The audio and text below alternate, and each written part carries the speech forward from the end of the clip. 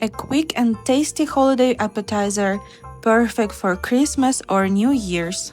Hi everyone and welcome to my channel. For this recipe you will need 6 hard-boiled eggs, 8 triangles of Laughing Cow cheese, 1 garlic clove or to taste, and about 1 tablespoon of mayo. Now let's get started. First, using a grater. I'm using the large size, grate the hard-boiled and completely cooled eggs. Next, add the processed cheese. I'm using Laughing Cow cheese in triangles. Now mash everything together with a fork until it becomes smooth. Then add the garlic. I'm adding 1 large clove, but adjust it to your taste.